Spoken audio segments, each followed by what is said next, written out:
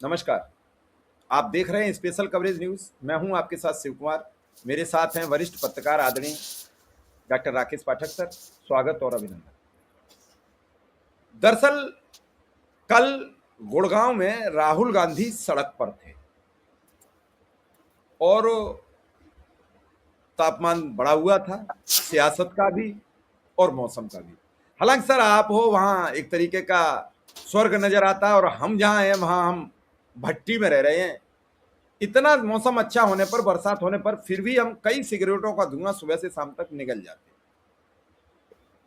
उसी सियासत के चढ़े हुए पारे में राहुल गांधी ने आज कई चीजों की लिमिट तोड़ दी।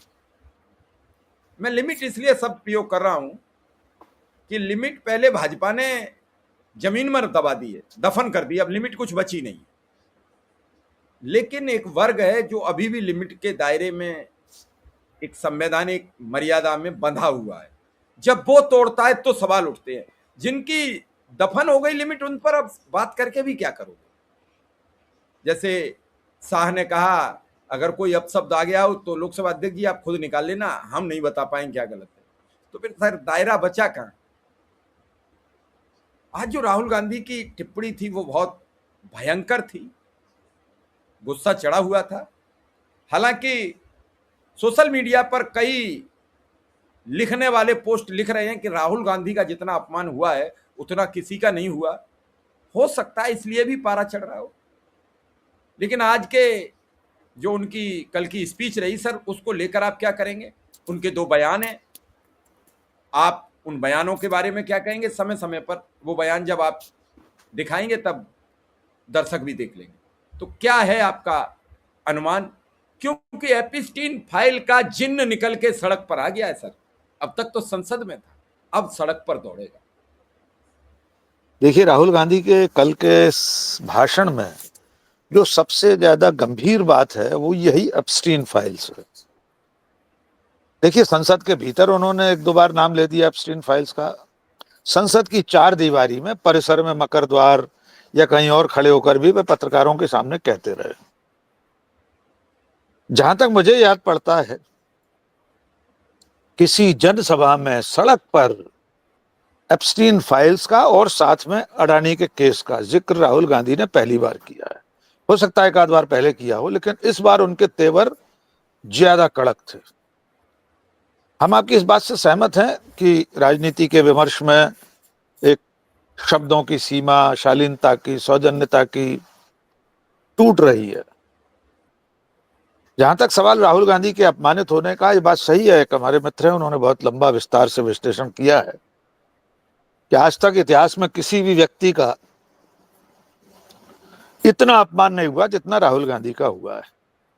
फिर भी मुझे लगता है राहुल गांधी अपने निजी अपमान की वजह से नहीं, बल्कि देश में जो कुछ हो रहा है, देश के साथ जो हो रहा है, देश की जनता के साथ जो हो रहा है, उससे ज्यादा व्यथित हैं। उनका ये जो आक्रोश दिखाई देता है, ये निजी नहीं दिखता। कम से कम मुझे नहीं लगता। हो सकता है हो, जो मानव विज्ञान को समझने वाले लोग हैं वे इसका विश्लेषण करेंगे। मैं तो एक पत्रकार के रूप में ये देखता हूं कि राहुल गांधी जिन मुद्दों पर बात करते हैं, वे मुद्दे उनकी किसी निजी खुन्नस का नतीजा नहीं है। अब आप इस विस्तार में जाएं, उससे पहले हम चाहेंगे हमारे दर्शक सुन लें राहुल गांधी ने क्या कहा, किस तरह उन्होंने नरेंद्र मोदी के बारे में इन शब्दों का इस्तेमाल किया। टैक्स बढ़ गया, उनका टैक्स जीरो हो गया, हमारा डेटा गया, हमारा कृषि का सेक्टर गया, हमारी ऑयल सिक्योरिटी, एनर्जी सिक्योरिटी गई, हमारी इंडस्ट्री बर्बाद हो गई। अमेरिका का कुछ नहीं गया।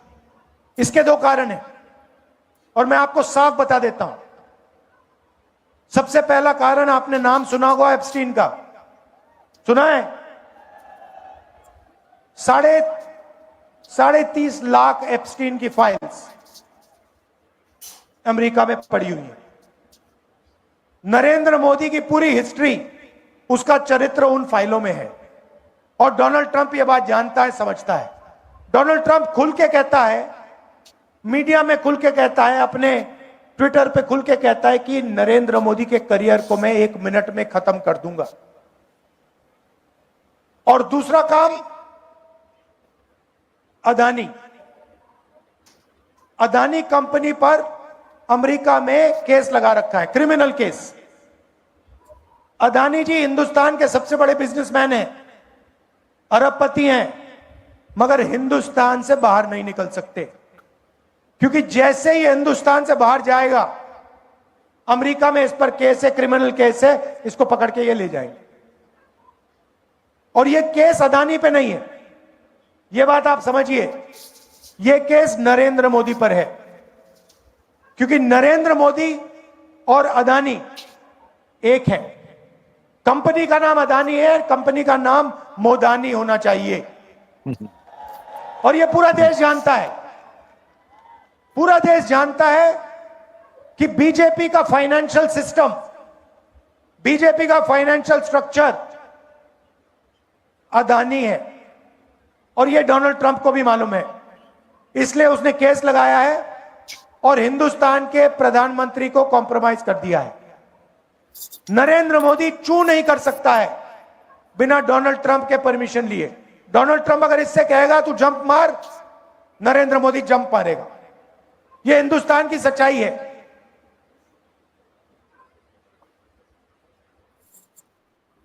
जी शिव कुमार जी, हमारे दर्शकों ने नरेंद्र मोदी को हराएगी सर और जी। फिर देखना हम क्या कार्रवाई करते हैं नरेंद्र मोदी के साथ,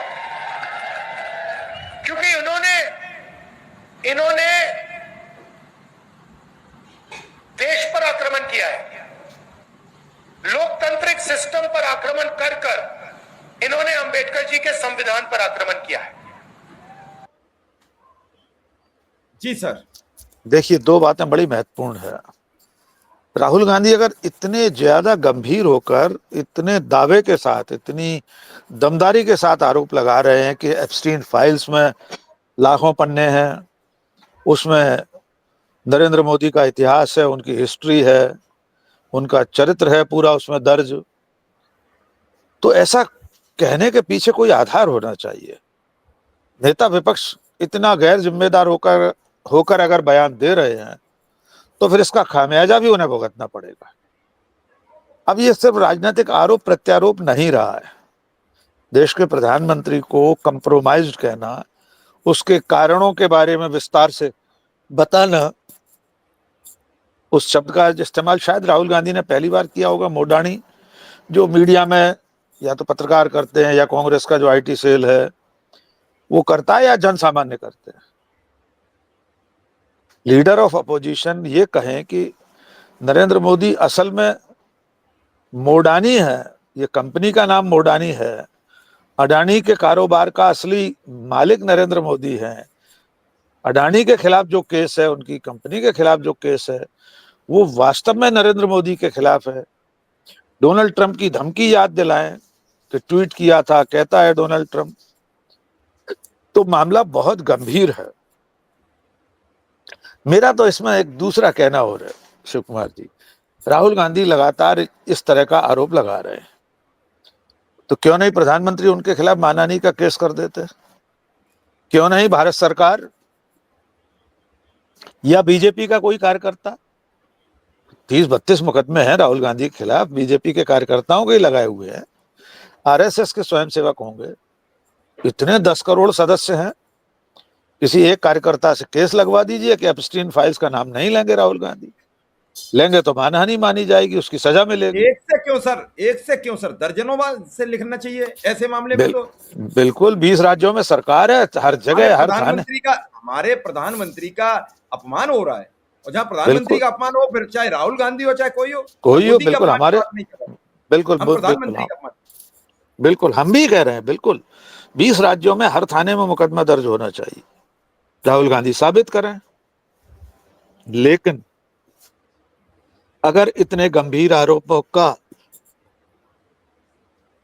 न तो सरकार जवाब दे रही है, न सरकार के नुमाइंदे, न पार्टी के प्रवक्ता, न प्रधानमंत्री, तो इसके पीछे वजह क्या है ये तो समझना पड़ेगा ना। चलिए, राहुल गांधी के राजनीतिक आरोपों को हम छोड़ भी देते हैं, आरोप प्रत्यारोप हैं, निराधार होंगे, लेकिन उसके आगे राहुल गांधी जो कह रहे हैं कि ट्रेड डील में क्या किया है, हमने टैक्स फ्री कर दिया अमेरिका को, हम 18% टैक्स देंगे, ट्रंप जो कहते हैं वो नरेंद्र मोदी करते हैं। ट्रंप कहेंगे जंप लगाओ तो जंप लगाएंगे नरेंद्र मोदी। भाषा पर हमारी आपत्ति है। राहुल गांधी की भाषा इस तरह की नहीं होना चाहिए। जंप लगाएगा की जगह वे कह सकते लगाएंगे, क्या फर्क पड़ रहा है, मैसेज तो वही जाना है। और उससे भी आगे की उनकी जो बात है कि कांग्रेस पार्टी मोदी और बीजेपी को हराएगी, हम उन्हें पकड़ेंगे, हम ऐसी सजा देंगे, ये बहुत ज्यादा बड़ी बात है। इसे मैं कभी कभी ओवर कॉन्फिडेंस भी मान सकता हूं, लेकिन राजनीति में इस तरह की बातें अपने समर्थकों, अपने कार्यकर्ताओं, अपने सहयोगियों को, अपने नेताओं को संदेश देने के लिए भी कही जाती हैं, ताकि उनका मनोबल ऊंचा बना रहे कि हमारा लीडर तो प्रधानमंत्री के खिलाफ इतनी मुस्तैदी से डटा हुआ है और एक ना एक दिन नरेंद्र मोदी पर कार्रवाई होगी। तो ये जो बयान है इन्हें इस रूप में भी देखना चाहिए। इसे साइकोलॉजिकल वारफेयर के रूप में लीजिए, मनोवैज्ञानिक युद्ध है कि एक तरफ अपने कार्यकर्ताओं का मनोबल बढ़ाओ, दूसरी तरफ मोदी, उनके समर्थक, उनके कार्यकर्ताओं को चिंता में डाल दो कि कहीं सचमुच में तो ऐसा नहीं है कि प्रधानमंत्री का कुछ मामला निकलने वाला हो, कहीं सचमुच में ऐसा तो नहीं है कांग्रेस पार्टी कभी सत्ता में आ गई, कभी आ गई तो उनके नेता और उनके खिलाफ कार्रवाई कर सकती है। दोनों ही बातें फिलहाल कांग्रेस की तरफ से बीजेपी को दी गई एक कड़ी चुनौती है, खासतौर से सीधे नरेंद्र मोदी को। ये व्यक्तिगत हमला है, इसमें अब ये नहीं रहा है कि ये सब दो राजनीतिक नेताओं की लड़ाई हो गई, अब तो ये उससे आगे निकल गई है, लेकिन नेतार्थ उसके राजनीतिक ही हैं। अब देखना इसका पलटवार कैसे करते हैं। राहुल की इस यात्रा में एक मंशा और थी, एक तो नरेंद्र मोदी और बीजेपी को ललकारना, दूसरा हरियाणा जैसे राज्य में जहां भारी गुटबाजी है। अभी विधानसभा चुनाव में हम सब ने देखा था, कुमारी शैलजा को भवन में बैठी थी, हुड्डा जी अलग अपने रथ का घोड़ा ले जा रहे थे। प्रदेश कांग्रेस अध्यक्ष इस यात्रा को कांग्रेस की यात्रा मानने को तैयार नहीं थे, जो ब्रजेंद्र सिंह है, बहुत मामूली वोटों से चुनाव हारे थे विधानसभा का, 32 वोटों से सर, 32 वोटों से। उनका केस भी चल रहा है, लगातार अदालत में गुहार लगा रहे हैं। उनकी इस पदयात्रा में राहुल गांधी का शामिल होना पार्टी के नेताओं के लिए भी संदेश है कि हम सब पार्टी के रूप में राव ब्रजेंद्र सिंह की इस पदयात्रा के साथ हैं। अब जो साथ नहीं है पार्टी के लोग, वे अनुशासनहीन माने जाएंगे। क्या एक्शन होगा नहीं होगा हम नहीं जानते। अभी विधानसभा चुनाव, क्षमा कीजिए, राज्यसभा चुनाव में क्रॉस वोटिंग हुई, कोई एक्शन उस तरह से तो नहीं हुआ, चुनिंदा लोगों पर हुआ है। तो राहुल गांधी ने एक आयोजन में शिरकत करके दो निशाने साध लिए, अपनी पार्टी के नेताओं को भी लाइन पर चलने का इशारा कर दिया, और प्रधानमंत्री के खिलाफ तो जो कुछ कहा है वो अपने आप में बहुत बड़ी बात है। जी शिव कुमार। सर, राहुल गांधी की अब आक्रामकता बढ़ती चली जा रही है। बीच में दो और नेता थे जो आक्रामक थे, M.K. स्टालिन, ममता बनर्जी। दोनों चुनाव हार गए तो कुछ दिन के लिए तो मानसिक रूप से दबाव में रहेंगे, और दोनों ही बड़ी बुरी हार हुई। जबकि मीडिया में जो खबरें थी वो ये थी कि ममता बनर्जी आराम से नहीं हारेंगी और M.K. स्टालिन वापसी कर रहे हैं, लेकिन दोनों का डिब्बा गोल हो गया। अब राहुल गांधी का आक्रामक बढ़ा हुआ है। इधर डीएमके ने कह दिया कि हमें संसद में अलग बैठने का स्थान दिया जाए। क्या सर नहीं लगता है कि राहुल जब थोड़ा सा पीक पे ले जाते हैं जैसे ही, वैसे ही नीचे से कोई पंचर करना शुरू करता है? मैं थोड़ा समझने का प्रयास कर रहा हूं। जैसे अखिलेश यादव का आज ट्वीट आ गया, आपको याद होगा मध्य प्रदेश का चुनाव, कमलनाथ का बयान आ गया, वो क्यों आया अखिलेश के ऊपर मुझे नहीं समझ में आया। हरियाणा में अखिलेश जी का बयान आ गया, उनके समर्थकों का बयान आ गया, हमें सीटें देनी थी यहाँ दबाउल इलाके में, हरियाणा हार गया। मतलब सब हार रहे हैं एक तरफ से, लेकिन बयानबाजी और छींटाकशी और पिन मारना जिसे कहते हैं वो नहीं बंद हो रही। देखिए, इस वक्त इंडिया गठबंधन और कांग्रेस दोनों ही बड़ी चुनौती के से गुजर रहे हैं। राहुल गांधी के सामने एक चुनौती है ही अपनी पार्टी को खड़ा करना, राज्यों में संगठन तैयार करना। आने वाले समय में 2027 में फिर 5 राज्यों के चुनाव हैं, गुजरात में चुनाव है, उसको लेकर राहुल गांधी लगातार दावे करते रहे। लेकिन उसके साथ बड़ी चुनौती है गठबंधन को बनाए रखना। गठबंधन का अपना एक धर्म होता है कि अगर आप कोई मोर्चा बना रहे हैं, कई लोग कई दल मिलकर एक मोर्चेबंदी कर रहे हैं, तो आप जिसके खिलाफ लड़ रहे हैं, जो सत्ता में बैठा है, उसके साथ उनमें से कोई समझौता न करे, कोई सरेंडर न करे, तो ही गठबंधन धर्म आगे निभाया जाता है। अब डीएमके ने तमिलनाडु के नतीजे निकलने के बाद शुरू में तो राहुल गांधी और स्टालिन की अंडरस्टैंडिंग अच्छी है, ये माना गया कि अब बहुमत नहीं मिला है, तो स्टालिन ने भी कांग्रेस या राहुल गांधी को इशारा कर दिया होगा कि किसी भी सूरत में बीजेपी को रोकना है, आरएसएस को रोकना है तमिलनाडु में, तो इसलिए आप फिल्म स्टार विजय की जो पार्टी है टीवी के, उसको समर्थन दे दीजिए, कोई ऐतराज नहीं है। लेकिन अब पिछले 24 घंटे से जिस तरह की खबरें आ रही हैं कि डीएमके ने अपने आप को अलग कर लिया इंडिया गठबंधन से, जबकि राज्यों की राजनीति और केंद्र की राजनीति में अंतर होता है। उन्होंने लोकसभा सचिवालय को चिट्ठी भी लिख कर दे दी है कि हमारी बैठक व्यवस्था अलग की जाए। तो एक तो इतना तय है कि गठबंधन में दरार आ गई है, लेकिन दूसरी तरफ यह भी सच है कि ममता बनर्जी बंगाल में चुनाव हार कर कांग्रेस के और करीब आ गई हैं। अब डूबते को तिनके का सहारे की जरूरत। हमें नहीं पता कि डीएमके का साथ छोड़ना फिलहाल कांग्रेस या इंडिया गठबंधन के लिए कितना नुकसानदेह होगा, लेकिन 2029 के लोकसभा चुनाव के लिए एक बड़ी चुनौती होगी, क्योंकि डीएमके के पास राज्यसभा और लोकसभा दोनों जगह पर्याप्त संख्या में विधायक और सांसद हैं। 10 तो सांसद उनके राज्यसभा में है और लोकसभा में 2 दर्जन से ज्यादा सांसद हैं। तो ऐसे में अब ये पूरी जिम्मेदारी कांग्रेस और राहुल गांधी पर आ पड़ती है कि आप इतिहास के सबसे पुराने राजनीतिक दल हैं, आप मदद कीजिए। दुर्भाग्य यह है कि ये क्षेत्रीय दल अपने अपने राज्यों में तो कांग्रेस के खिलाफ लड़ते हैं, कांग्रेस उनके खिलाफ लड़ती है, लेकिन केंद्र की राजनीति में जब आना हो तो फिर उनके पास कांग्रेस का साथ लिए बिना कोई चारा नहीं होता, चाहे विचारधारा के आधार पर हो, चाहे अपने मतदाताओं की मंशा के आधार पर। यही वजह है कि तमिलनाडु में जो विजय है और उनकी पार्टी है, वे चाह कर भी एआईएडीएमके के साथ नहीं जा पा रहे, क्योंकि उसके साथ बीजेपी साझेदार है, उनके साथ 36 का आंकड़ा है। अल्टीमेटली राज्यपाल जो कुछ कर रहे हैं, केंद्र के इशारे पर कठपुतली बने हुए हैं, सरकार बनाने के लिए चिट्ठी नहीं दे रहे हैं, न्योता नहीं दे रहे हैं, सरकार के गठन की और शपथ ग्रहण की तैयारियां शुरू हो गई थी, उन्हें रोक दिया, डीजीपी और चीफ सेक्रेटरी को नोटिस दिए गए, सब कुछ तो किया जा रहा है और ये सब केंद्र के इशारे पर हो रहा है। तो ऐसे में अगर विपक्ष की एकजुटता भंग होगी तो नरेंद्र मोदी के लिए तो सुविधाजनक होगा ना। राहुल गांधी इंडिया की सरकार बनने की बात करते हैं कि हमारी सरकार बनी तो हम नरेंद्र मोदी को पकड़ेंगे, ऐसी कार्रवाई करेंगे, वैसी कार्रवाई करेंगे। सवाल यह है कि सरकार बनने से पहले तो एका बना लीजिए, जब सरकार बन जाएगी तब कीजिएगा एक्शन जो लेना हो। लेकिन इन परिस्थितियों में भी बीजेपी लगातार अब पिछड़ती हुई दिखाई दे रही है सोशल मीडिया समाज के परसेप्शन में।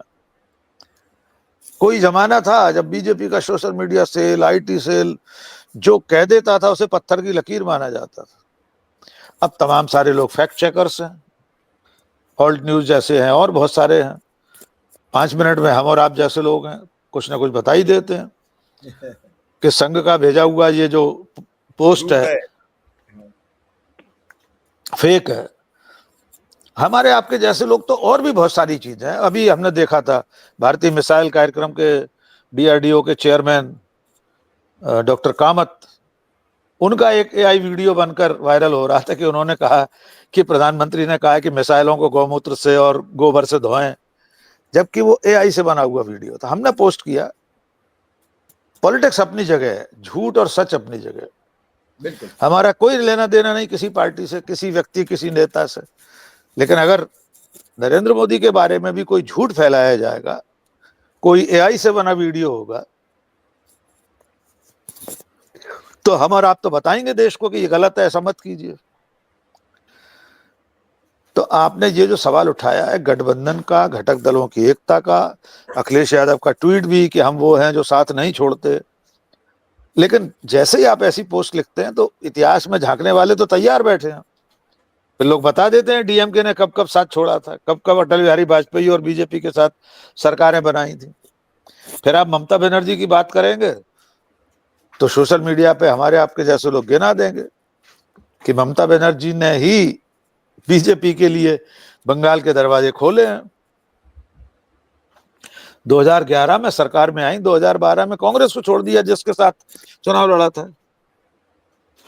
तो इसलिए आज की तारीख में भारत की राजनीति में इस तरह का दल बदल न तो वैचारिक समझा जाता है, न किसी नेता पर व्यक्तिगत रूप से इस तरह से हमले करने की जरूरत होती, क्योंकि जो नेता ऐसा कर रहा होता है उसे भी पता होता है।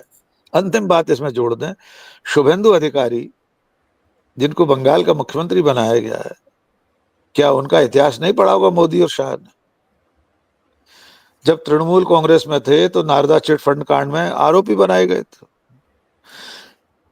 रिश्वत देने का वीडियो उनका सीधे सीधे वायरल हुआ था, और न केवल वायरल हुआ था, बीजेपी के आधिकारिक ट्विटर हैंडल पर उससे साझा किया गया था।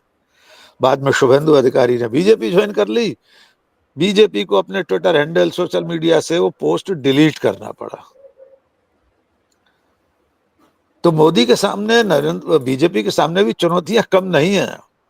उन्हें उन लोगों को जगह देना पड़ रही है जो कांग्रेस में रहते हुए उन्हें गाली देते थे, या जिन्हें खुद मोदी शाह गाली देते थे।